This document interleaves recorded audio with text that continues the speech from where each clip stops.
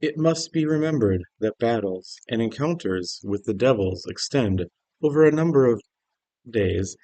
At times the answers were interrupted by hours and hours of howling and yelling, which could be brought into submission only by prolonged prayer and persistent exorcism.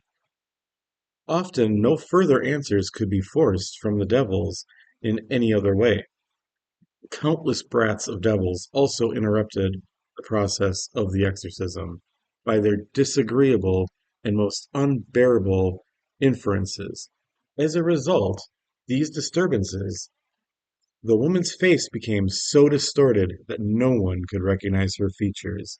Then, too, her whole body became so horribly disfigured that the regular contour of her body vanished. Her pale, death-like, and emaciated head, often assuming the size of an inverted water pitcher, became as red as glowing embers. Her eyes protruded out of their sockets, her lips swelled up in proportions equal to the size of hands, and her thin, emaciated body was bloated to such an enormous size that the pastor and some of the sisters drew back out of fright, thinking the woman had been torn to pieces and burst. At times her abdominal region and extremities became so hard as iron and stone.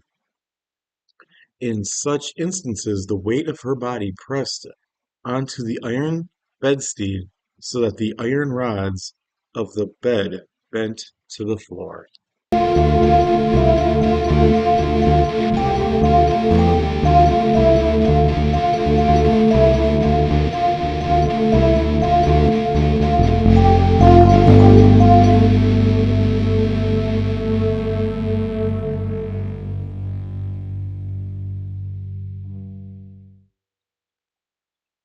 Welcome to the Vale, where the paranormal is our playground. Today we're in actually a special location. Yes, we are hanging out at Waukesha to the Theater. I'm stage managing a play called Vanya, Sonia, Masha, and Spike.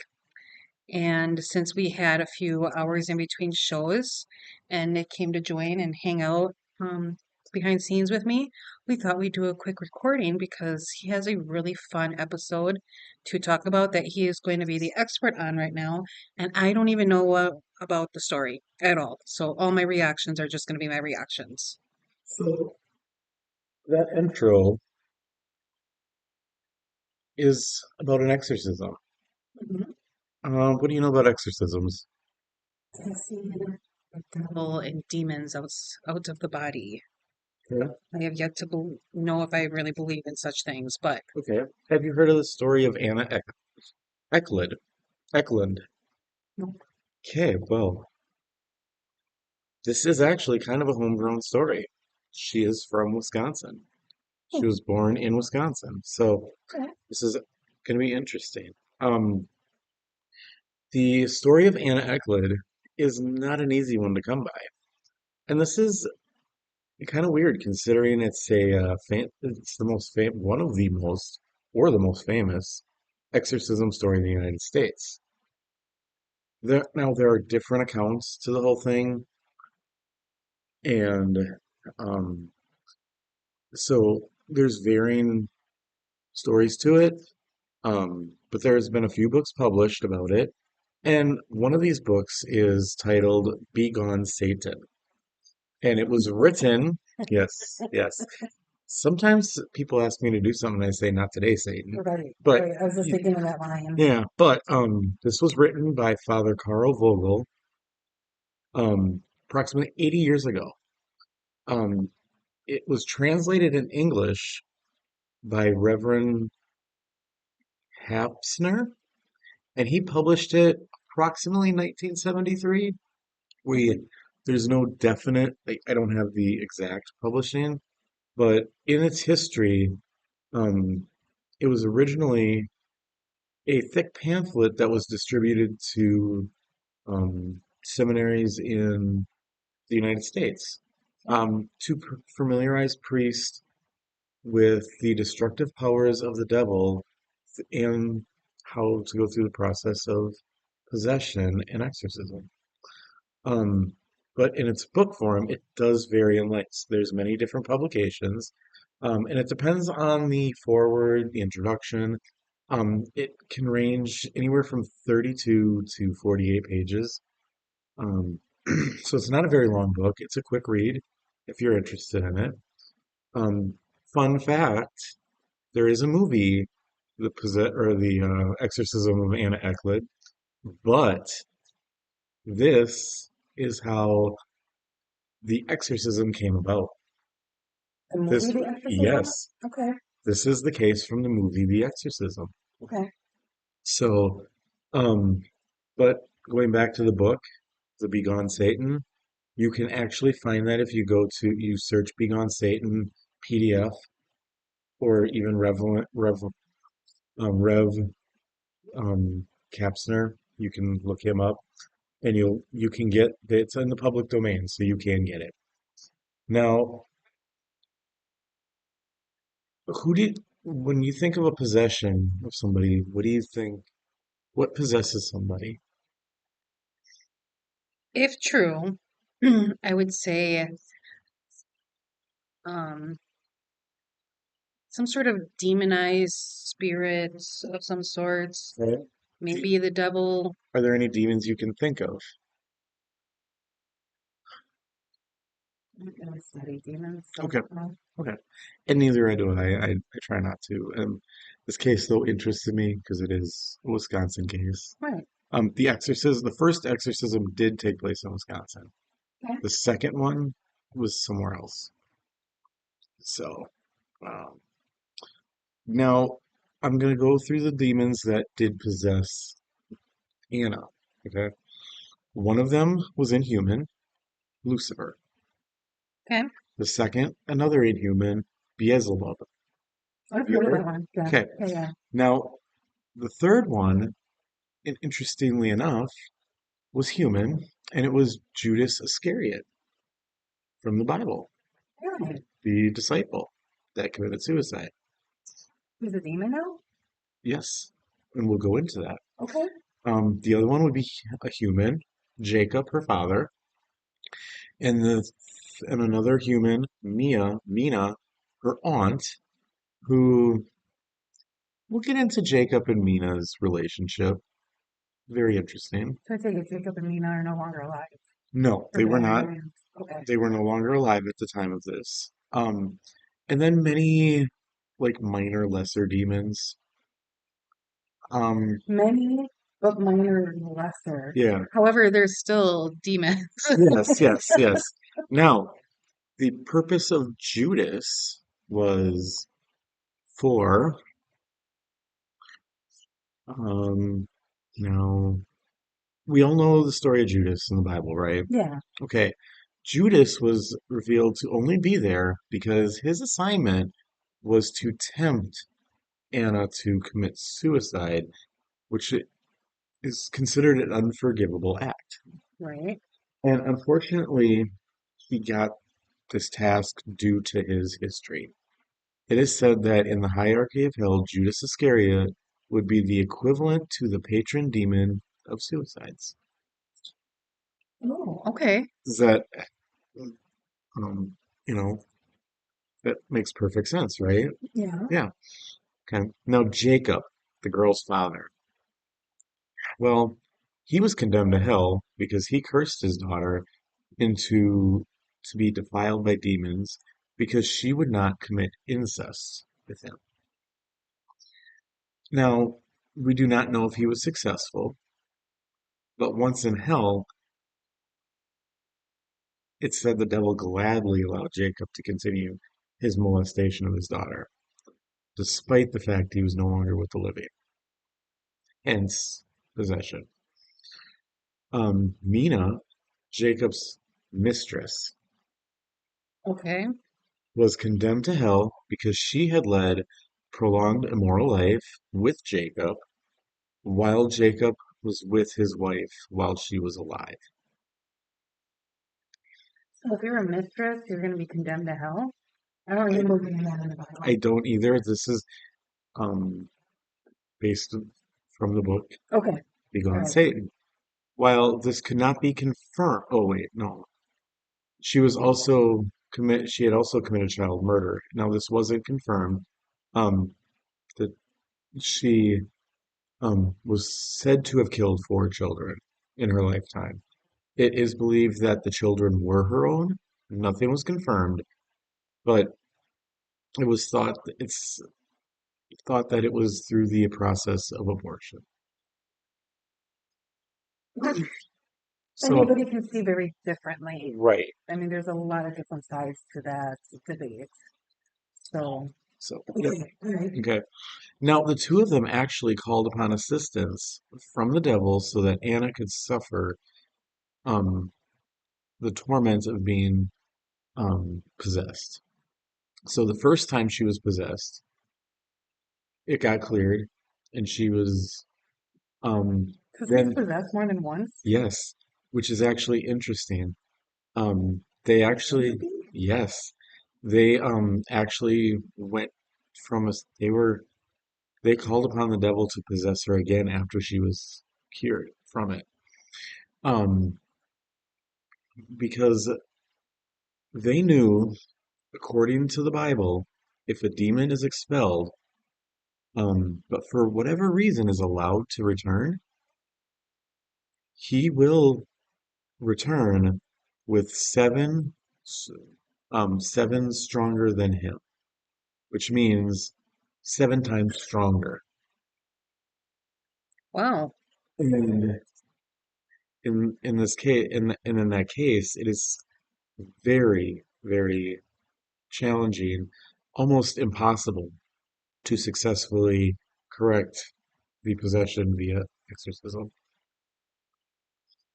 Well, I mean, yeah, seven. Yeah. Jeez.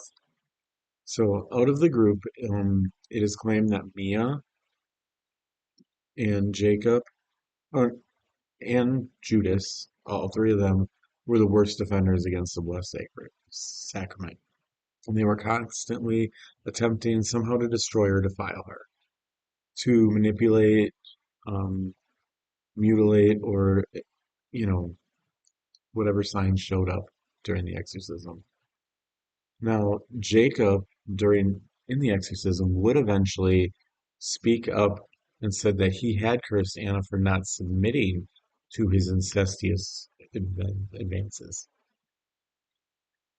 So and there's different stories to it. There's different, you know, accounts. So some of this isn't all, um, yeah.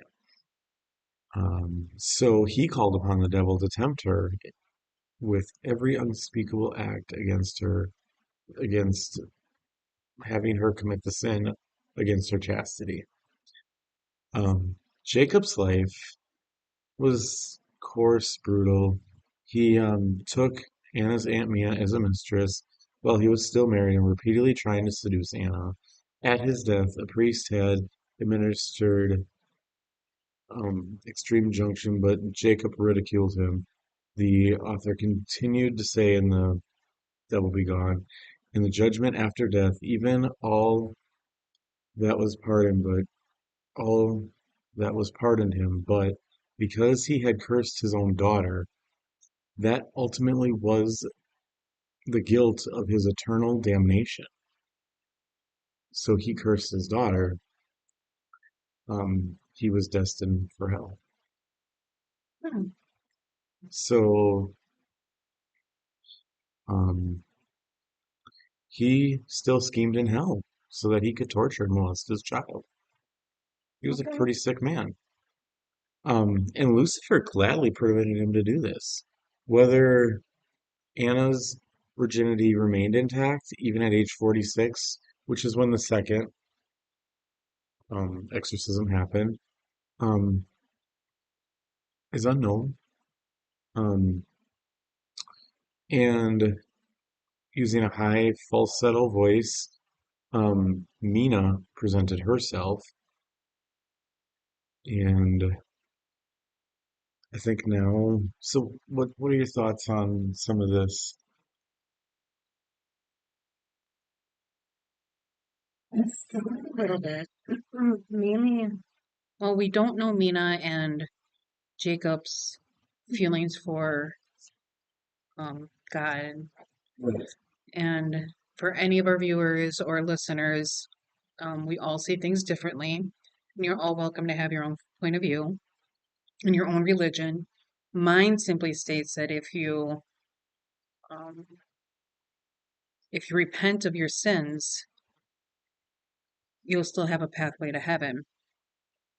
The sins that they were talking about here, especially with Mina, and it's sins that we know happen probably more often than we are willing to talk about. I think though the big one was they wanted to harm her and they willingly possessed her. But they were already in hell by then. So how they get damned to hell when Well, if you need to repent your sins, you still have a pathway to heaven. So my only thought is they didn't repent. right. Now, But do we keep know this? Like keep in we know mind, what happened. keep in mind there was a earlier exorcism and then there was a later one. Yeah. So when they were alive, they did invite demons to possess her. How do you do that? I, and I don't know that. I'm not a demonology person, but Like, um, I can be really mad could at you you and be like, I could you think do you're that? possessed. Could you do that to one of your kids? Oh God, no. Yeah. So I mean, But as like a human person, even scientifically looking at it, how mhm. do you look at somebody and go, I damn you to be possessed? Do you believe in demons out there? Yeah. Okay. So But obviously like they what power believe. do I have over them too? Right. Right. But they obviously believed in them and they were answered. Okay. I guess. I don't know. I wasn't there at the exorcism. Right. Yeah. And I mean, you can be mad at somebody or I can be mad at somebody. I just don't have the power to say that you're going to be possessed. So now we should go into more into Anna. About Anna, right? Yeah. Anna was born in the Midwest about 1882. She was a devout Catholic, but well, um, around the age of 14, she began showing symptoms of possession, revulsion towards holy objects, inability to enter a church, Okay. um, disturbing thoughts of unspeakable sexual acts. And this is at the age of 14. Okay. And finally becoming totally possessed in 18 or 9, not 1808, 1908, because she wouldn't have been born yet. In the account of Anna's exorcism, there was, and that's in Begone Satan, and it was written in German. The Carl Vogel was German, and then this got the book finally got translated in '73 into English for the U.S. Um, so let's see. Anna's Aunt Mia actually was known to be a witch, Yeah. um, and caused her possessions based on placing spells on her with herbs used in her food. Okay. So Father Theopolius Russinger, Reisinger? Yeah. Reisinger. I don't know German very well. A native Bavarian and a monk in the community of St. Anthony's in Marathon, Wisconsin, successfully exorcised her on June 18th, 1912. Now, only to have her fall to the devil again. Her father had heaped curses on her and wished her possessed. In 1928, when Anna was 46, well, Father Theopius tried again. So they wanted to keep this kind of um, under the radar. Yeah. So he seeked a place where Anna was not known. Okay. Okay. So he got in touch with a friend of his, Father F. Joseph Singer, something like that, a parish priest in Earling, Iowa. With great reluctance, he agreed that the exorcism could take place in a nearby convent in the Franciscan Sisters. Really? You know this? Well, I know the Franciscan sisters because they had like the beginning group of Wheaton Franciscan, which is Okay. here in the Milwaukee area, Okay. which is now Ascension, but back in the day, Okay. it was Franciscan. Now, he agreed that it could take place at the convent there. So Anna, she arrived somewhere around August 17th, 1928. Okay. Trouble started immediately. Okay. Sensing that someone had sprinkled holy water on her evening meal, Anna threw a fit, Okay. growling like a cat, and refused to eat it until unblessed food could be served to her. After that, the demons within her always knew whether one of the nuns had tried to bless the food or drink, and yeah, that didn't go very well. I guess I wouldn't care if she was purring like a cat. I don't even know what that means. Okay, but she was refusing to eat. Right. So now the ancient ritual began in the next morning, early next morning. Um, they had Father Theopus, and he had several of the stronger nuns hold Anna on a mattress laid upon an iron bed. Her clothes were bound tightly around her to prevent her from stripping herself. Okay. With Father Theopus' um, first exhortations, Anna's mouth clamped shut, and she fell unconscious, followed almost immediately by an extraordinary feat of levitation. Rising swiftly from the bed, she hung from the wall above the door like a cat. It took great effort to pull her down, although Anna was unconscious during this whole thing. Okay. Her her mouth never opened or moved throughout the session. Voices issued from within her, accompanied by screams, howls, and unearthly animal noises. Um, Early citizens, alarmed by the outcries, gathered at the covenant.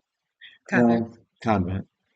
Now, this kind of ruined Father Theopus's hopes for keeping this a secret. Right.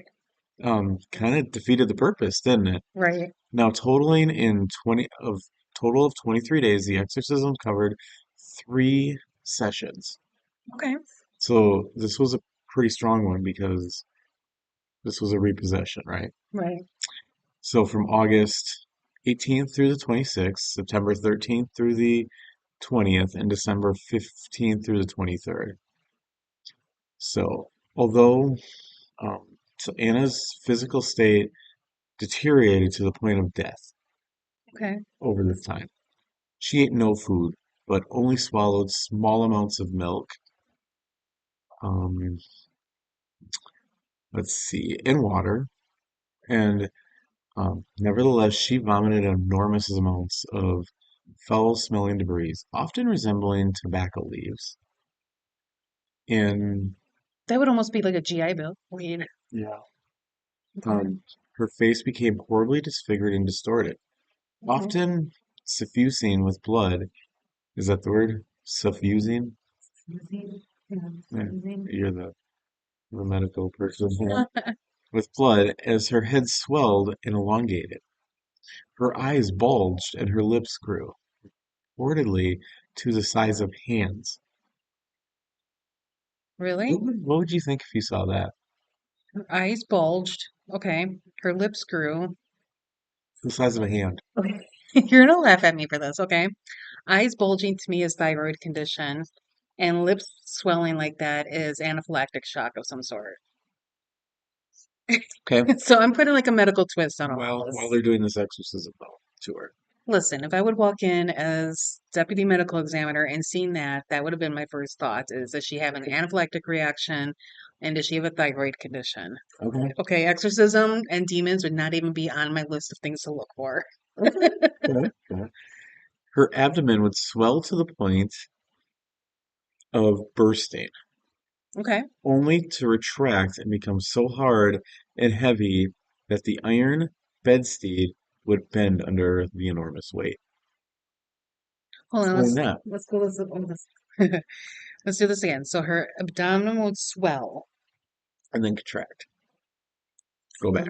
almost to bursting, Yep. then contract and become hard and heavy that the iron bedstead would bend under the enormous weight. You've got to think this is like earlier 1900 iron beds. Okay. Those are pretty strong. Well, I mean, abdomen swelling to the point of bursting, I'm thinking right away, huge cancerous tumor of some sort. But then with the contracting, I guess I wouldn't have an answer for that. Okay.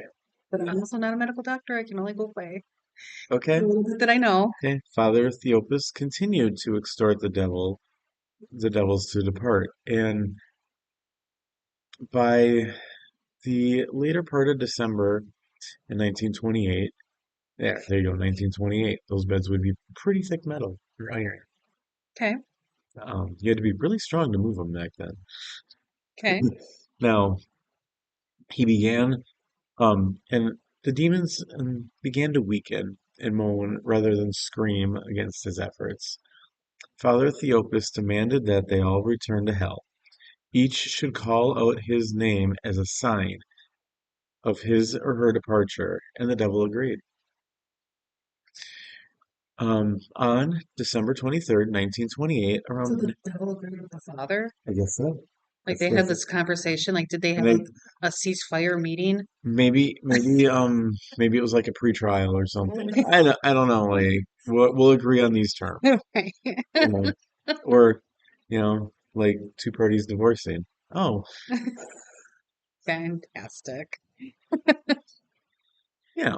Um, on December 23rd, 1928, at around 9 p.m., Anna suddenly jerked up and stood erect in bed, looking as if she were about to raise to the ceiling.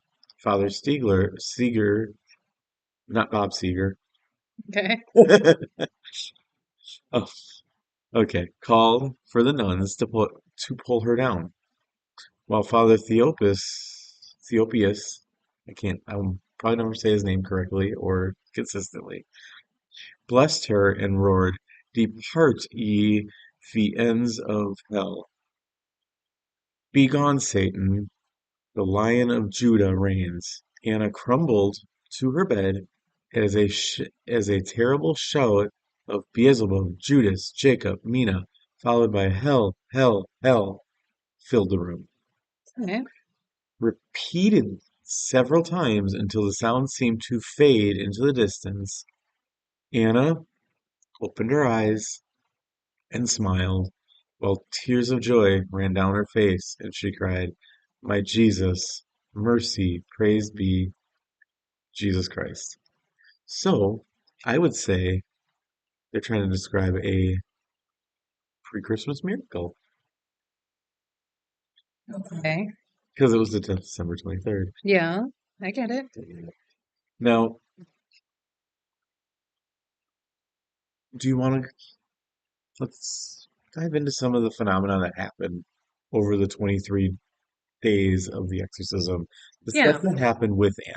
So tell me what actually happened here. So now, the first one. We'll just go one for one, right? Okay. Okay. And I'll let you throw your 2 cents in, since you didn't really, I did the research. Yeah. Anna exhibited inhuman strength, required sometimes up to 6 athletic nuns to hold her down. Adrenaline. Yeah. Okay. Okay. Fair. Anna levitated completely off the ground more than one occasion. Have you ever levitated? No. Okay. No. Okay. Well, then I know you've never been possessed, so I'm safe. Right. Did she though? Did she? So here's an example. People say that they've seen somebody levitate when actually their head and feet are still on the bed while their body is arched. Okay. You can do that in yoga. So when they say levitating, is all of the body literally off the bed? Yes. Have you seen the movie Exorcism? It's a movie. Okay. Well, it's based off of this. Right, but I'd have to see proof that that actually happened. And if I remember right, in that movie, crazy stuff happened to the actors even as they were filming this movie. True. So they say. So they say. Right. So now Anna leapt from her bed in a lying down position onto the wall above the door, where she held on and maintained her position with both crouching, apparently defying gravity, while holding on the side of the wall. Can you like, I don't know, can you hold yourself on this wall and not fall off and not touch the ground? Kind of like a spider. Yeah, kind of like a spider, your favorite. Mm, okay, I don't have a medical explanation for that. All right. Okay, well, Anna was unconscious. Voices would talk, blasphemy, and verbal assaults, verbally assault everyone present, but not through Anna's mouth. They came through her throat. Her lips never moved. Ventriloquists can do that. What would this father have to gain by having that? I'm just saying, a ventriloquist can do that. You know, Jeff Dunham could do it, I'm sure. I mean, he's got Ahmed. I kill you. Anna was unconscious, sure, but was she? And the brain can do a lot of things even in Okay. unconsciousness. She vomited, spit, drooled, urinated, and defecated inhuman amounts of solids and fluids. It was reported that Anna was urinating buckets worth of liquid, and this at the time where she had not eaten or hardly drinking anything daily. I'd be interested to find out what this fluid is. Like we don't know now, but Yeah. what is it that was coming out of her? I mean, you were saying tea leaves. I was thinking like blood. Was there a bleed inside? Did she have internal bleeding? Was it all bile? Hmm. I don't know. And I don't know what they mean by inhuman amounts. So I guess I would, More than she should have in her system. right. But at the So, time, what did we know as inhuman amounts? so when I look at it, um, I wake sometime. I'm not. My balance isn't the greatest. I wake up nauseous sometimes. Okay. Right. And if you feel like you have to throw up and there's no food in your system, what happens? You dry. Nothing Hmm. comes up. Hmm. You should have had nothing to throw up. True. So, Unless there's something internally bleeding or going okay. wrong inside. Okay. Um, where do we leave off here now? Oh, here we go. She would vomit items such as tobacco leaves and other debris resembling spices. Now, I did mention that Mina did do spells on her and stuff as a witch, and she used spice herbs. How do you throw up an actual herb Oh no, but it's that comes out of nowhere? so Okay. her head physically elongated and swelled at certain times. Encephalopathy. Okay, well, you're the okay. Now her body also seemed as if it would expand to the point of severe bloating, to where it appeared that Anna was almost double her normal size, and then it would retract in size and return to normal. Edema.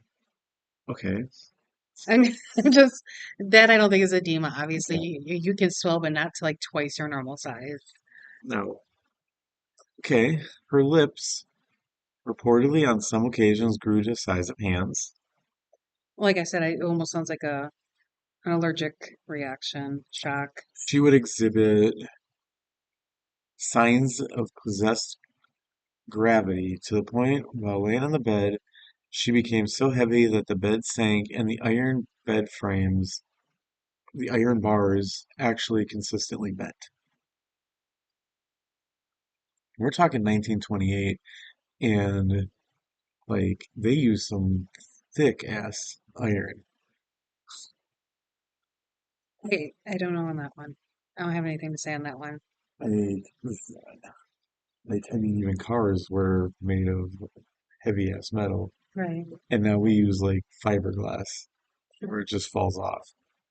So you could punch a car now and it's not inhuman strength, but if you left a dent in a car in the 19 Right. I get early that. days, so yeah. Um, oh, okay. She spoke many languages in which she did not know. Dissociative identity disorder can happen. Okay. She displayed numerous incidences in which she had hidden knowledge of the unknown. I go past life on that, but I mean, psychic abilities of some yeah, sort. yeah. Hannah would verbally assault the nuns present and priests present by reciting sins they committed in their childhoods that It she kind of couldn't even know. it kind of ties in with that possibility of psychic knowledge. She predicted that an almost fatal car accident would strike Father Seeger, and that it was a warning for him to walk away from the exorcism to rescind his invitation to the priest. And this accident did actually happen. So she predicted Yep. another psychic ability, though. Could the demons have caused it? Um, uh, Yeah. Just drink my coffee while you okay.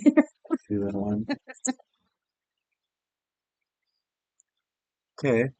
Um, Well, there's people that have near fatal and fatal accidents. Do the demons cause all of them? I don't know. all right. Yeah. Now, there were inhuman and unbearable smells that would consistently assault the senses of those present. Hordes of flies, mosquitoes would suddenly manifest and then disappear just as quickly. You say it's like the locust. It's a phenomenon. Where are these smells coming from? Her? Like her body? This is just what was in the. I'd have more questions surrounding that before I can Okay. answer the question. Now, most importantly, this is not the. This is the only case of possession where the priest had a lucid, vivid, walking vision with his sixth sense during the exorcism, without him stopping the exorcism. For the last half hour or so of the final exorcism, Father Theopius physically saw both Lucifer and Beelzebub standing in the corner, he says, confined there. That that's them saying it. I'm not even gonna touch that. Okay. Um, think what you want on that. You be the judge. Okay. Um, the room was completely set aflame in his vision, and Lucifer is described as being extremely tall, with matted black fur on his lower hooved body, and wearing a crown with seething was wearing a crown was seething with rage at Father Theopius because he had confined he was confined by God's law to be unable to cause physical harm to a person. Beelzebub was also there, and as his second in command. And that's what I heard, that he is the second. He's one of the higher demons. I think he's the second in command. I think he's one of the big guys in there. Okay. Um, so So is so father is saying that this is the only case where the priest had a lucid, vivid, waking vision. mhm, Vision. yes, Okay, so not necessarily actually saw it, it's just a vision in their mind yes, with the sixth sense during the exorcism. So without him stopping the exorcism for the last half hour, he physically saw both Lucifer and Beelzebub. right. Or Or did his mind manifest such things and what he believes that they would look like while being involved in this exorcism? Did his mind make up these creatures, these demons, Okay. and where he thought he was seeing them? Okay. Which can happen. Yeah, Again, it your could. brain does some weird things. It could. That is possible. Um, Other than that, that's the high points of this. So did Um, Anna live? yes. Okay. Has And she there's, ever spoken on any of this? I don't know, that would be something we'll have to update everybody on if I can look into that maybe. I think Something. that would be like a part two. Yeah. We should come back to it and do a part two When we and come back and try to discuss like the rest of her life and if she's spoken on it, what were her accounts if she did choose to speak on it? Or okay. did she go into hiding? Like, Now there is not much, and surprisingly, this is one of the most famous cases, and there is not much literature on it. It is very tough to find. okay, Um, which does kind of go with them kind of wanting to keep it on the down low. why though? I don't know. It is very uncommon though to be possessed by multiples. I would think it's uncommon to be possessed by any, let alone multiples. I don't know how often possession may have happened. I still don't know if it does happen. I don't know if it ever did happen. I can say that, but you know, can some of the acts be explained just because I don't know. My belief is we have free will. Mhm. We make our own choices. Okay. Um, so if we want to act evil, we are going to act evil. Right. Um, but she did on the final day when he did cast them out on the second exorcism, she became her normal self again. She started now 1912, 14-year-old girl or whatever, or at 14-year-old girls, 82. She was born in 1882, whatever, early 1900s. Was that a common thing for 14-year-old girls to be talking about sexual acts that they would have no clue about? I mean, I don't know. Obviously not, but Times are different. yeah, it's hard for me to get in the brain of that time because I never lived in that time. We just know that our brain and thoughts have changed since that time because we're exposed to so many different things and now Right. this is on. So, um, but that is what I found on her. There's actually different versions of this. Okay. I'm just gonna, since we've gone through the stuff I've highlighted already, I'll go back into it. Um, there's this is also another version of it is the Exorcism of Mary X. Okay. Um, then and that one takes place in so the name wasn't known, so that's why Mary X. Relax, okay.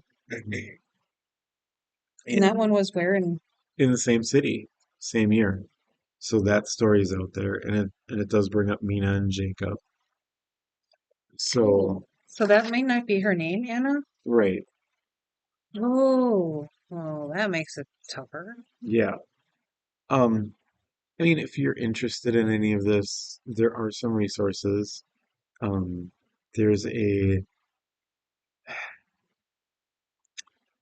book, Dictionary of Demons, Names of the Damned, written by Michelle Belanger. Um, and the ones that kind of go with this one would be Lucifer and Satan. There's also an encyclopedia of demons and demonology, if you want to know more. Um, and Lucifer and Beelzebub would be in there. Um, there's a dictionary of gods, goddesses, devils, and demons. Um, you would find them in there if you want to learn more. Um, you could go old school and go to your library and look it up in little cards, or you could, Google it on Amazon and see if you can find it to download on your phone or your tablet.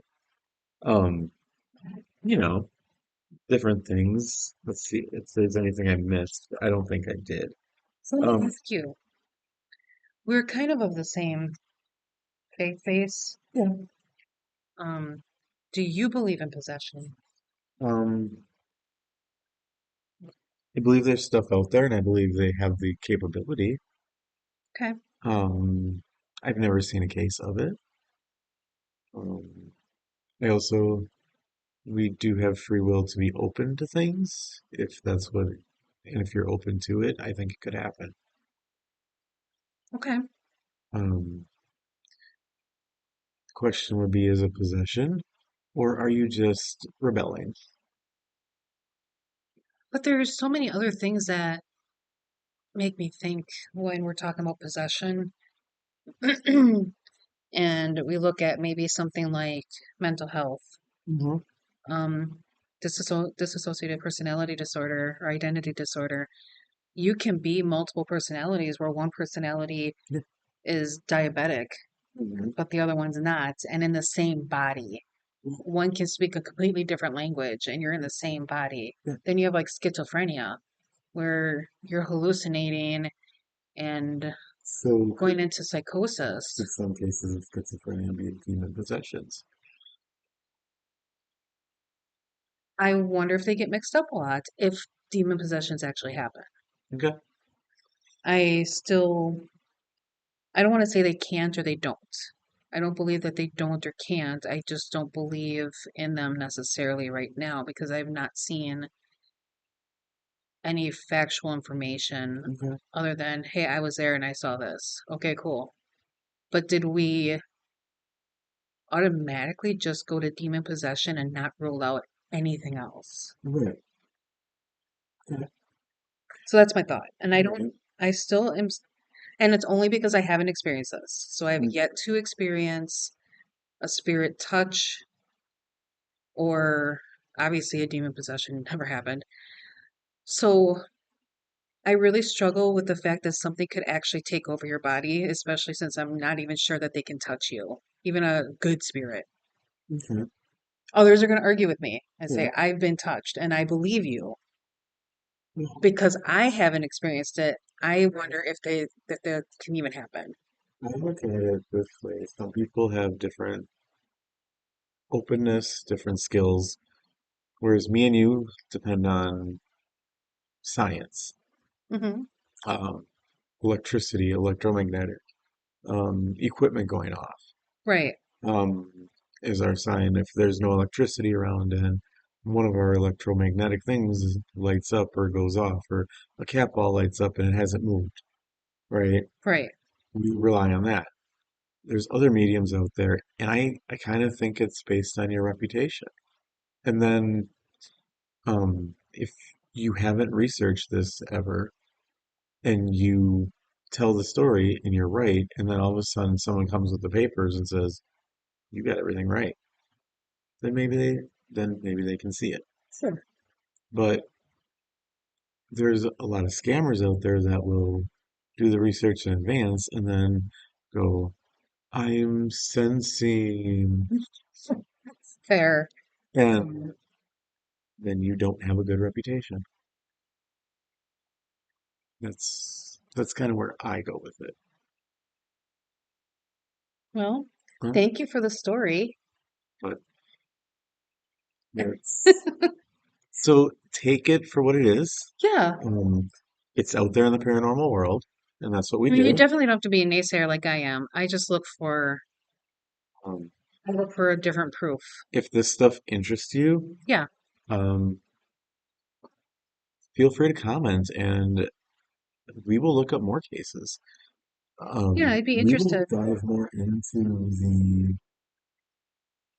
the world of it. Yeah.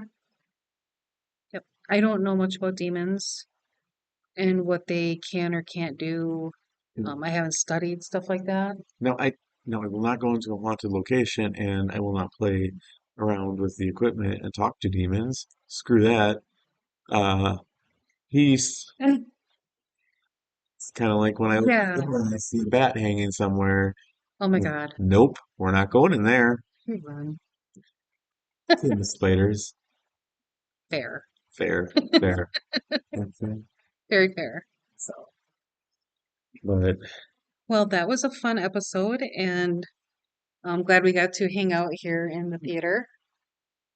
so I'm getting a little cold today, so I'm just kind of like, it's a little different view of for the camera.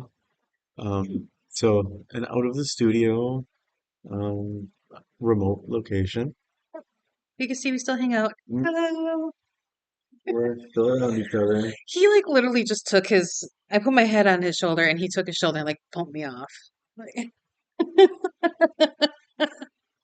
all right. You chip like a sister. Okay. All right. All right. Okay. Such a dork. All right. Well, it was fun being a great episode. And thank you for watching and listening. And next week, I think it's either Creeps and Cocktails or something. I can't remember what one off the top of my head. Yeah, we got a little behind because of me being involved in theater for the last couple weeks, and then we had tech week, and Hmm. now we got two show weekends. We will get an episode out there. I just, with off the top of my head, I can't remember what the next one's going to be about. Hmm. And we both might be remote through StreamYard or something Yeah, in the studio, but we will get something out there. yep.